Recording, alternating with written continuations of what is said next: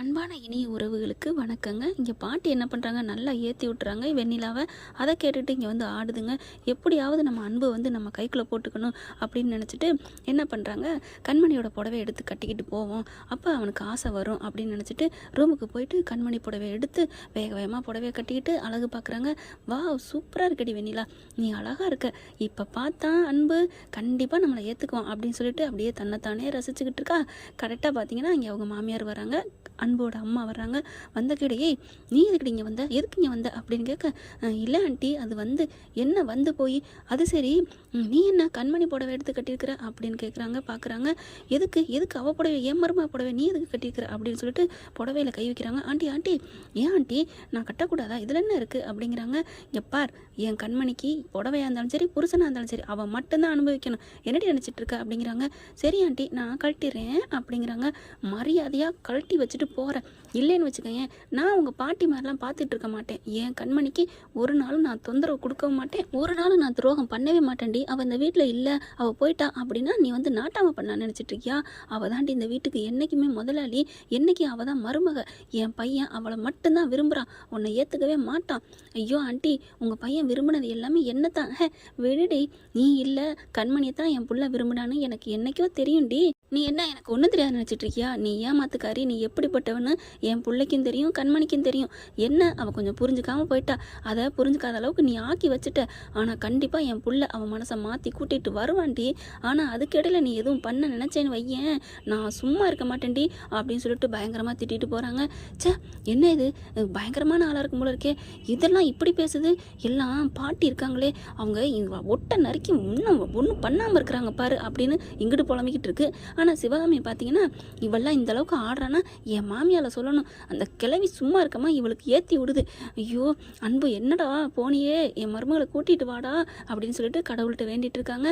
இந்த பக்கம் பார்த்தீங்கன்னா இவர் அன்பு கண்மணியை நினச்சிட்டு சாப்பிடாம இருக்காரு. கரெக்டாக இங்கே போயிட்டு கண்மணிகிட்ட பேச பார்க்குறாங்க, ஆனால் பேசவே மாட்டேங்கிறாங்க, மறுத்துடுறாங்க. எவ்வளோ கெஞ்சிக்கிட்டே வராரு, கண்மணி கண்மணி அப்படின்னுட்டு, ஆனால் பேசவே மாட்டேங்கிறாங்க.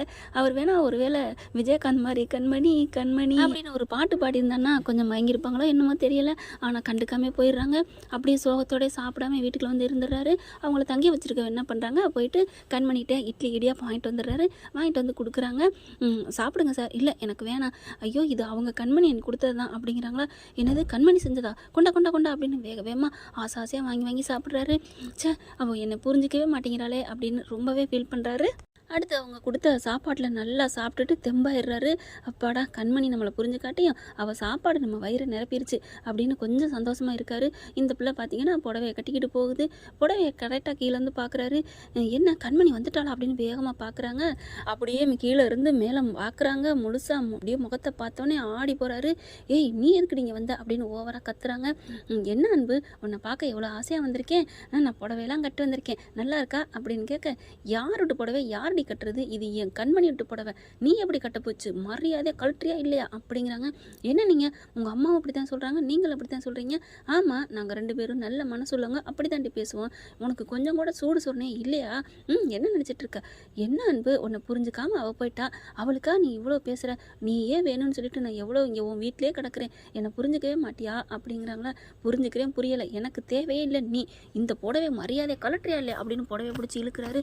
அன்பு அன்பு, இப்படி இல்லாமல் நீ இருப்ப, சே, நீ உன் மனசு என்ன கல்லாவா இருக்கு, அப்படியே நான் எடுத்திருந்தாலும் வீட்டில் போய் கழட்டுவேன்னு சொல்ல வேண்டியதானே அப்படிங்கிறாங்க. ஆனாலும் பார்த்தீங்கன்னா கலட்டு கலட்டு, என் பொண்டாட்டி புடவை நீ உடுத்துறதுக்கு யார் நீ, நீ எப்படி நீ அதை எடுக்க போச்சு, எங்கள் அம்மா என்ன உன்னை பார்த்துட்டு சும்மா விட்டாங்க அப்படி இப்படின்னு கத்துறாரு. இங்கே பாரு அன்பு, நான் இப்போ சொல்கிறேன், நீ கண்டிப்பாக அந்த கண்மணியை நீ மறந்துட்டு வெறுத்துட்டு என் கூட வருவ, உன் தாலியை இந்த கழுத்தில் நான் வாங்குவேன், கண்டிப்பாக எனக்கு நீ தாலி கட்டுவ, அதையும் பார்த்துலாண்டி. அவள் தான் உன்னை வேணான்னு சொல்லிட்டாலே, அப்புறம் என்ன அன்பு, அவள் வேணான்னு இப்போ வேணா சொல்லியிருக்கலாம், ஆனால் அவள் மனசை மாற்றுவேன், அவள் மனசு முழுக்க நான் தான் இருக்கேன், அதெல்லாம் இல்லை, உன் மனசு முழுக்க நான் தான் இருக்கேன் அப்படின்னு இது ஒரு லூஸ் மாதிரி பேசிக்கிட்டே இருக்குது. ஆனாலும் பார்த்தீங்கன்னா மரியாதையை போறியா இல்லையா அப்படின்னு கத்தி வெளியில் கொண்டாந்து தள்ளி விட்டுறாரு. என்னை தள்ளி விட்றியா, இரு அன்பு இரு, கண்டிப்பாக இந்த கையை பிடிச்சி வான்னு என்னை கூப்பிட வைப்பேன், வைக்கலைன்னா நான் வெண்ணிலா இல்லை அப்படின்னு சொல்லிட்டு அங்கேருந்து கிளம்புறாங்க. சே, இந்த ஒரு புடவை கட்டினதுக்கு ஆளாளுக்கு பிடிச்சி உருவுதுகளே அப்படின்னு வந்துக்கிட்டு போகிறாங்க. ஓகே ஃப்ரெண்ட், பார்க்கலாம், இப்படி போகலாம், பார்க்கலாம் என்ன நடக்க போகுதுன்னு. இந்த பதிவு உங்களுக்கு பிடிச்சிருந்துச்சுன்னா உங்கள் பொண்ணான கையில் ஒரு லைக்கை போட்டு சப்ஸ்கிரைப் பண்ணிடுங்க. Thank you friends.